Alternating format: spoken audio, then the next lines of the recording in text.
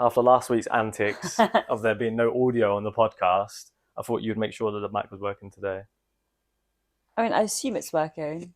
I mean, I've checked it. I've checked it 3 times, so we should. So if it's not working today, then God's basically saying, "Shut up this week." Quit the podcast. Just stop doing it. No one wants. No one I wants won't get to that hear. far.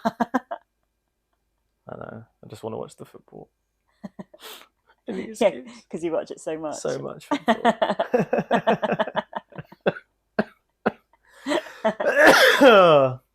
Brilliant. Here we are. Yeah. What's the crack? What is the crack? Well, I'm going to start with a little dilemma today because, got to start fresh, start interesting, start on the go. You ready? I'm ready. You sure? I'm sure. This is a trigger warning, or at least it comes with a trigger warning, so I'm going to be asking you if you're triggered for it. No, I'm joking. All right.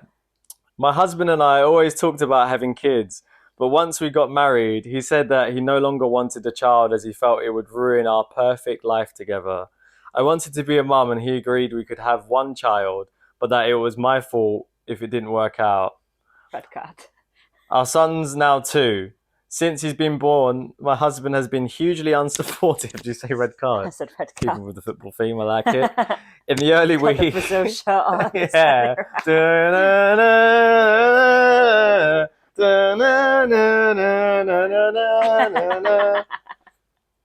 Classic. Our son's now 2.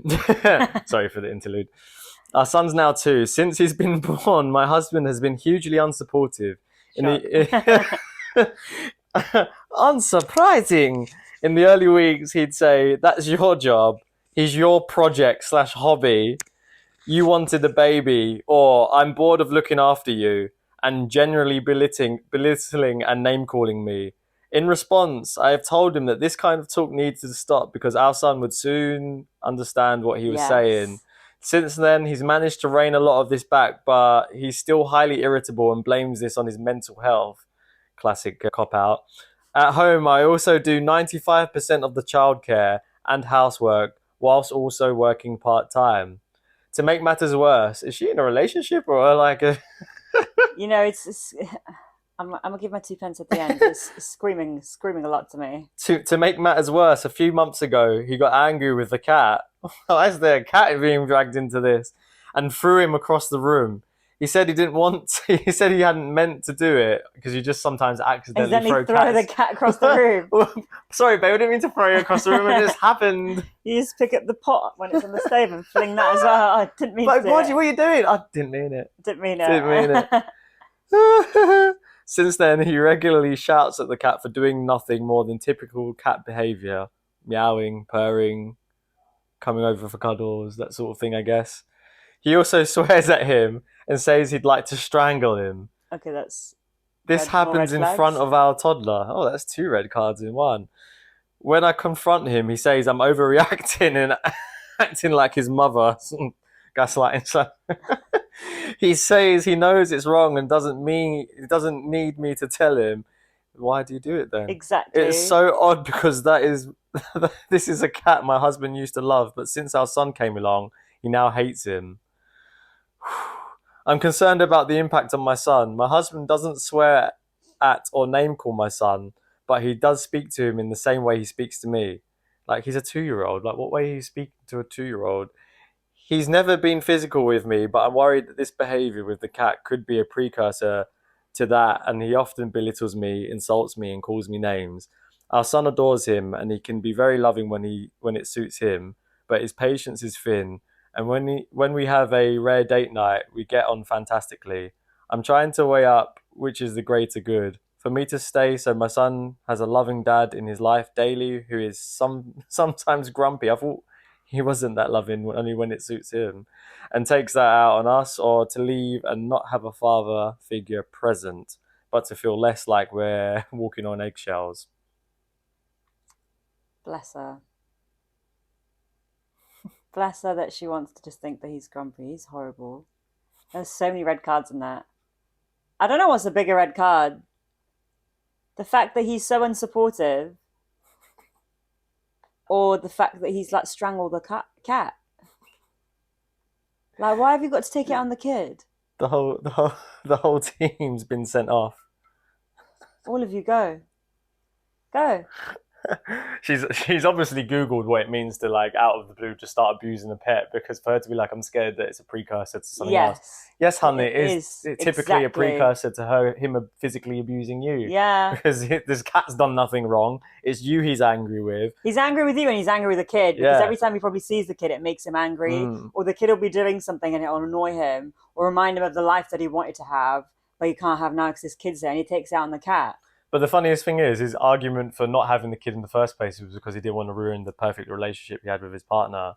But they've had the kid, and he's ruining the perfect relationship they had with his partner. So, self-sabotage is the first thing that comes to mind. Yeah. Why is he self-sabotaging? Probably because he doesn't think he's fit enough to be a dad in the first place. Or it scares him to be a dad, hence why he was put off of it.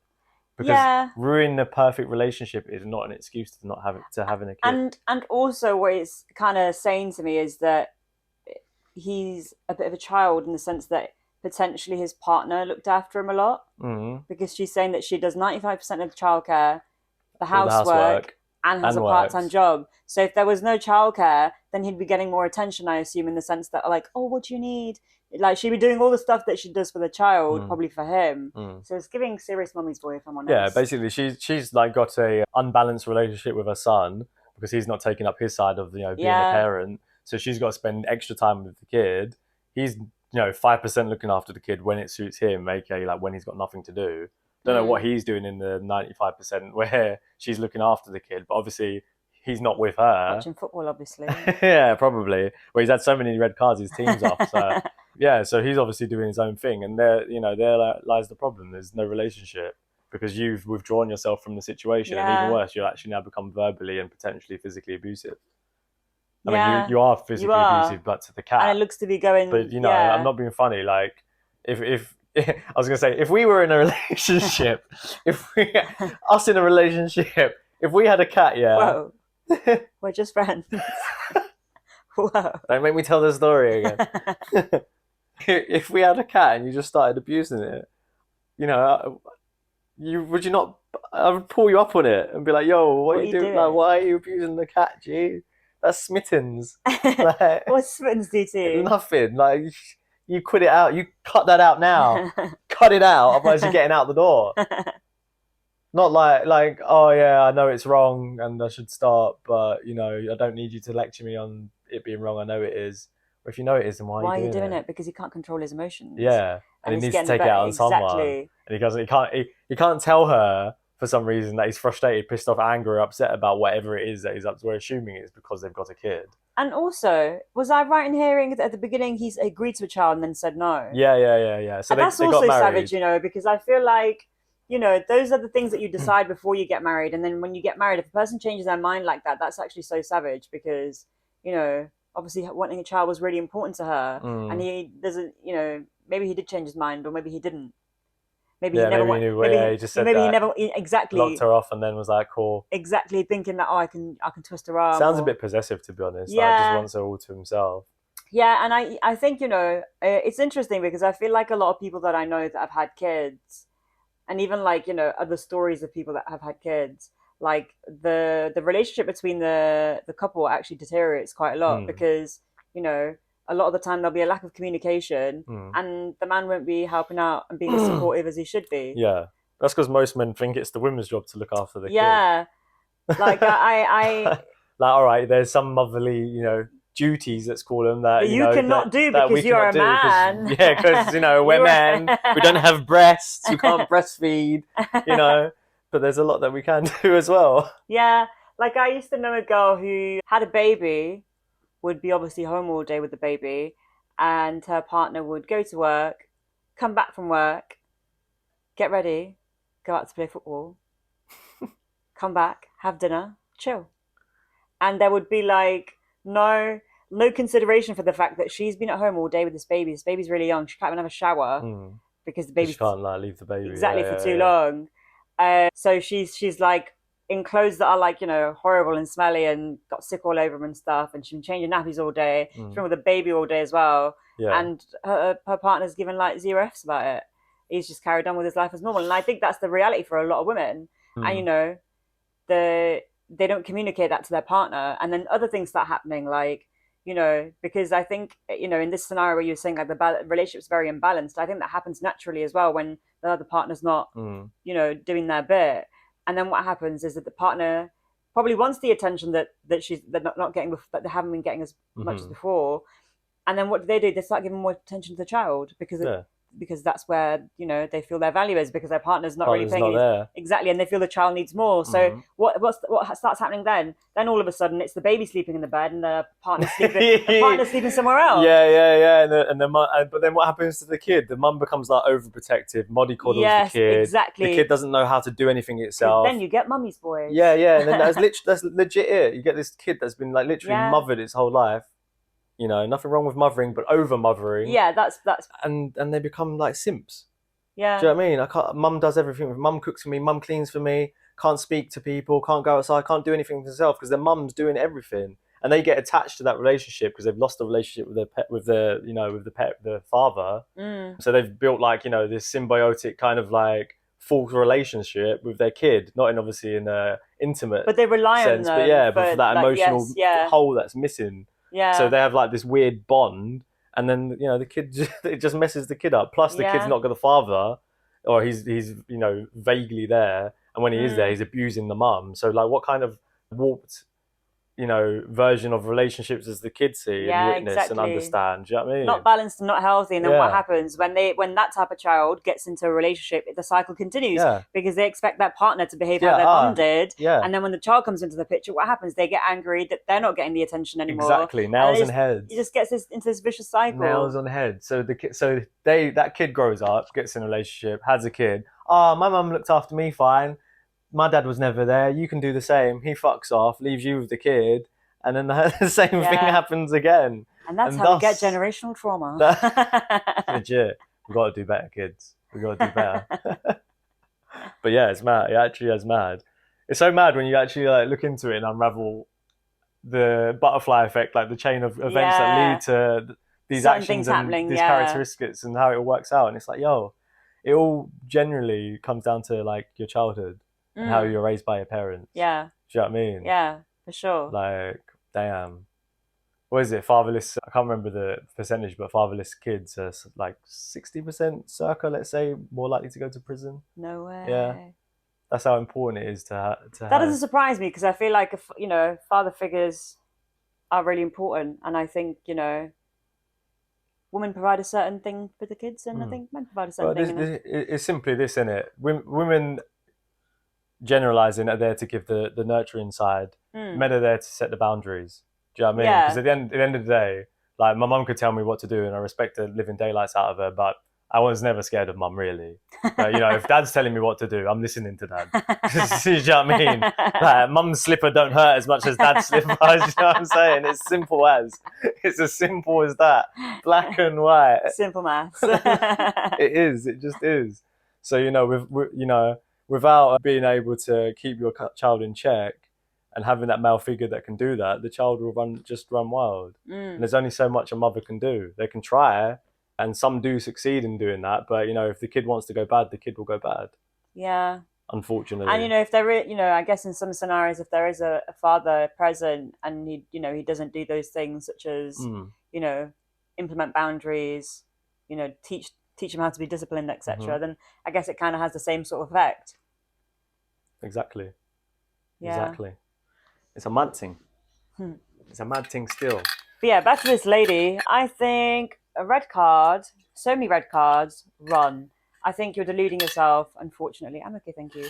I think you're deluding yourself, unfortunately, in thinking that the partner will change. I think he'll probably continue to get worse. If he's already strangling the cat and being really aggressive and throwing it across the room and, hurling abuse at it, how long till it translates to you? How long till it moves on to you? Or you can see it coming a mile off, innit? Yeah. And, this is how these things start. And the thing is, your main priority in the situation should be to look after your child and to make sure that your child is safe. And I'm not really getting that energy from the message that she sent in. I'm sorry, but imagine talking about your partner, and saying like, he's really good with our child when it suits him. Yeah, And well, this is why That's not a good father. yeah, well, this is why I'm saying that, like, potentially leave that situation if he's interested in being a dad. When he feels like it, he's more than welcome to come and be a dad. But at least your child doesn't have to grow up in an environment where, Mum's getting mum's abused. getting abused, the cat's getting abused. Potentially, the child will get abused as he gets older. Because what will happen when the child starts to understand and he starts seeing this? What type of environment you're raising your child in? Well, And the it's kid horrible gets to in the way say. And you shouldn't live on like glimpses and of glimmers hope. of hope, like, Yeah, yeah, oh, yeah. he's good when it, and on our occasional date night, even that, like, have That's just higher standards for attachment. yourself. Yeah, have a higher standard for yourself and your child. And if he decides that he does actually want to sort himself out, then he can sort himself out. If he doesn't, then carry on and move on. The saddest thing about this story is that there's a child involved, and generally it's hard to like leave a relationship like that when there is a kid involved. Do you know what I mean? Most people are attached to like the hope of things changing, but they ain't got a kid involved, and you're like, yo, just walk away. But Imagine, when there's a kid, yeah, you've got that extra like, I need a yeah. dad. The kid needs a dad. Like, I don't want to But the do this thing on is, my from the own. sounds of it, in this situation, is the You're dad on, even being a yeah, dad? you're on your own anyway, sis. Yeah, Like, just exactly. just bail. Yeah, You'll be doing yourself and the kid a favor. Do you know what I mean? Go find a real man, not some fucking little boy yeah, that needs you to look after him and give you all yeah, the definitely. attention And to. keep yourself safe. So safe, So safe. honestly. It's a shame. It's a real shame. Yeah. But yeah, that was just a little dilemma to start with. I thought it was quite interesting. Next one, another dilemma. You want a little back-to-back dilemma? Okay. Yeah. Okay, yeah. All right. So here we go. Jane Lewis, a 40-year-old from New Jersey, revealed that she was scrolling through her unidentified husband's phone with permission when she came. That's the significant permission. Yeah, go through my phone. When she came across disturbing text messages from when the two first got together 6 years ago, I went through his message to see who he was talking to. Lewis told Kennedy News, him and his friends don't text that often, so I only had to scroll back about 10 messages. This guy really must not be popular. 10 messages, bro. Surely she's 6 years. gassing I'm there. not being funny. She's Like, trying to slew him. I'm not being funny, but you get a text from like Amazon and the bank and like 10 messages? Really? Bro, you're sweating. As she quickly scrolled back to the time around the beginning of their relationship, she was heartbroken to read how disrespectfully he talked about her to his friend. I got to one from when we first got together saying he was using me for my money, how ugly I am, and how he won't have sex with me. Oh my god. The mess- Oh my god. That's like a triple whammy, that. That's so savage. The messages continued as her now 35-year-old husband bragged about an ugly chick who wants me so bad, insisting that she would do anything for him and had already invited him to move into her home, although he hadn't even fucked her yet. And that he had plenty of other chicks who were hotter than she was. He continued boasting about how he planned to make out with her a little bit to keep her happy, despite the fact that she looked nothing like all the hot girls he sees all the time. Oh yeah. Despite his beliefs that hot chicks are stuck up anyway. It was pretty bad. It was very shocking. I was devastated. The mother of three confronted her husband of 2 years, who claimed to be remorseful and incredibly embarrassed of his former immature self. He was mortified, he was pretty upset, and he apologized. He said he felt bad about himself at the time, and he wanted to make himself feel better, she said. She admitted that the hurtful situation had knocked her confidence in herself and her marriage. I thought we had a nice relationship. I don't understand any of it. He was so nice to me and appreciative of everything I did. He was all around pretty kind. I had to do a double take when I found these messages. She admits that she never would have married her husband if she had found these messages earlier. I mean, I still think red card. I'm sorry. I'm sorry. That's just out of order. Because why did he think of you that way? He was just showing off in front of the lads, innit? But that's just ridiculous. At the expense of the person that you end up marrying. No. This is the thing. There's eggs on your face, bro, because you've said all these things to your mates, and then you end up getting a relationship even before marriage. So I think, hang on a minute, you were saying how ugly she is, but now like you're telling us you love her, and 6 months later now you're gonna marry her. Like, what's going on here? I'm sorry. Just no. If you did that to me, Excuse I'd dump you. You'd be gone so quick. Don't worry, I only say how beautiful you are. Oh yeah. But that's just so out of order, and it's so peak because she's got 3 kids with him now. Like, what do you even do in that situation? I don't think. I agree. Yeah, if she found out sooner, then yeah, you know, if you found out in the moment or near enough, you'd be like, well, f you then. But after all that time, it's kind of like, well, I guess things have changed. You know what I Well, mean? well, have they, or is he just using her for her money? And is he just thought, oh, I'll just settle? Oh yeah. She To be treats fair, me nice. that was a She treats me thing. nice. She's got money that I she's having. forgot about the money She thing. let me move in with her before I even slept with her. He's probably just bumming off her. I guess you'd have to. I guess it depends on like the situation. Like, are they working? How much money she got? What money did he not have? How's his lifestyle changed since then? Do you know what I mean? If it's changed dramatically financially, then it's a big red flag. And I'd say, I think the like, fact that hun, you she, need to leave yeah. because he's a scrub is a guy.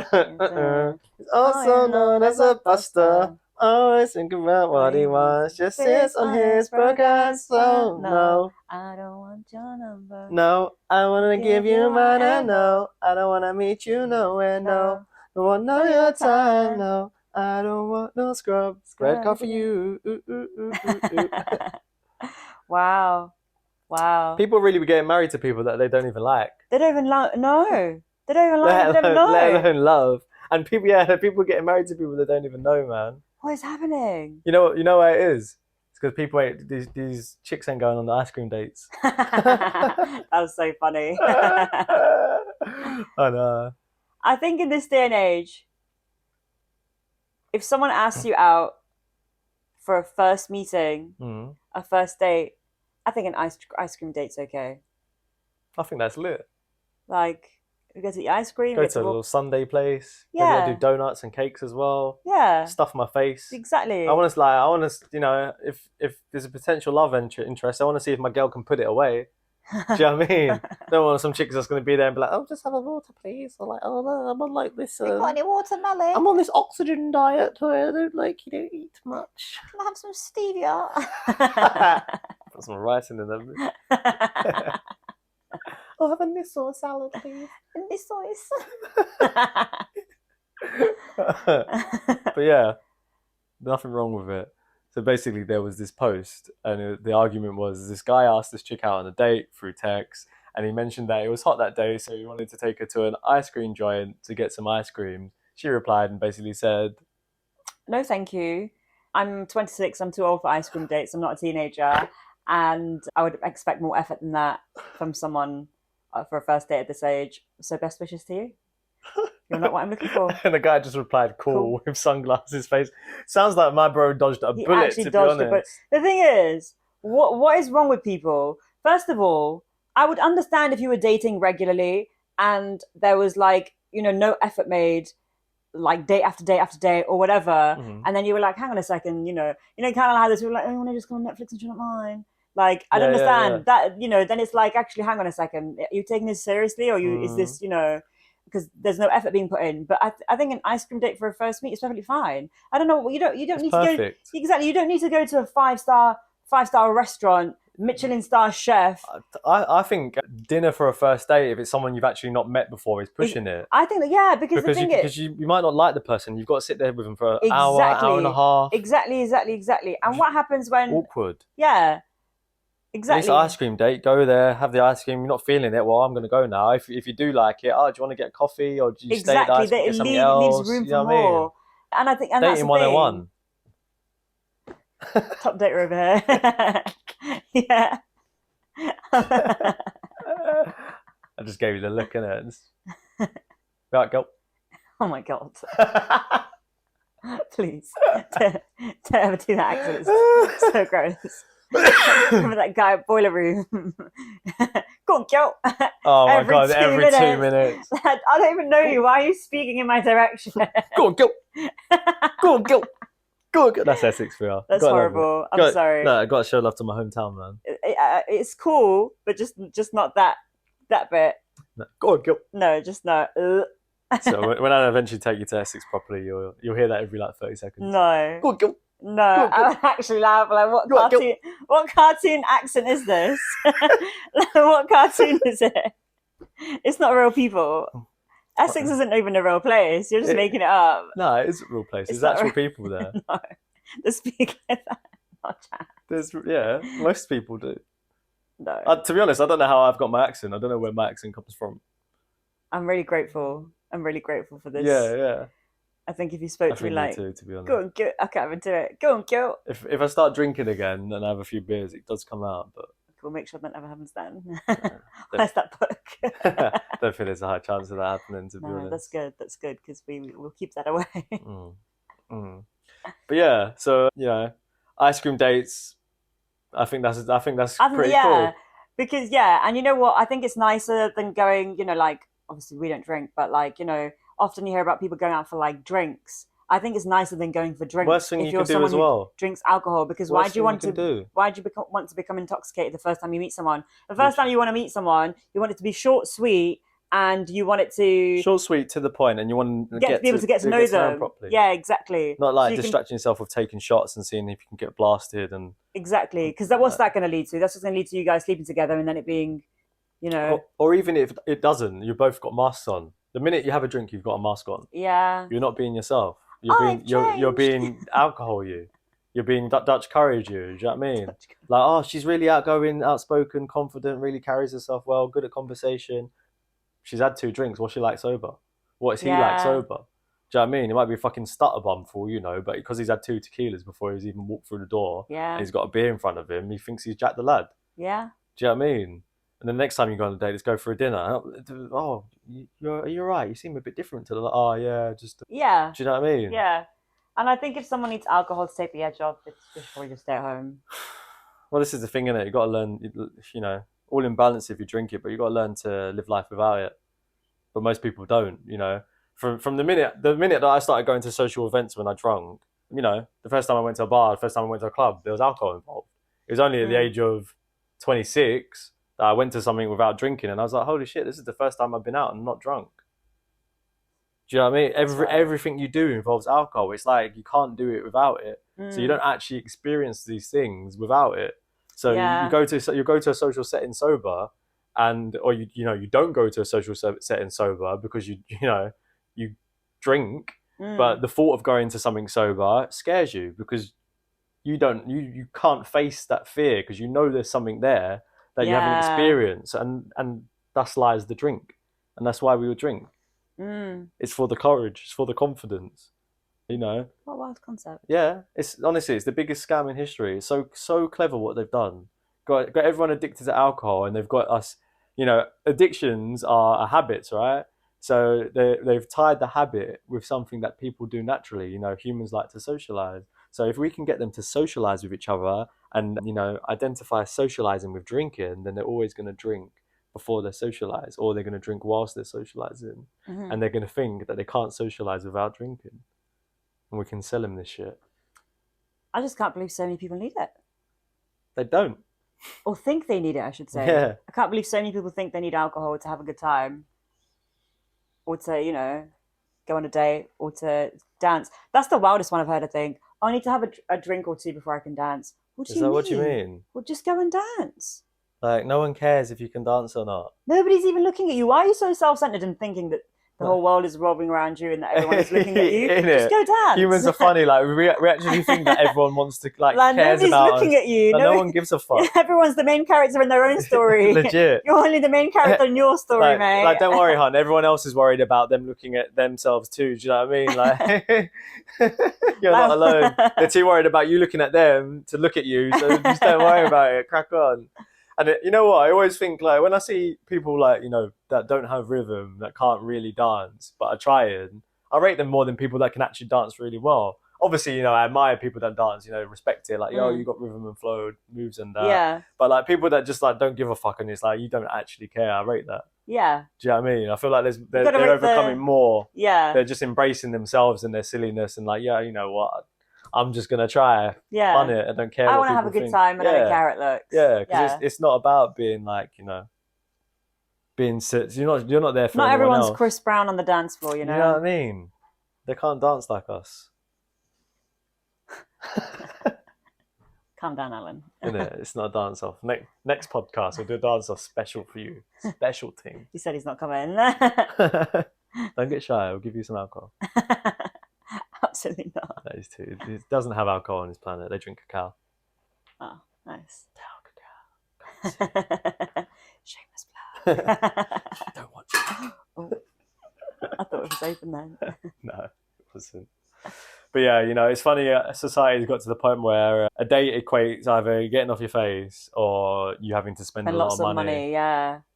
Like, are you? What are you going for? Are you going there to potentially, foster a relationship, or are you going there?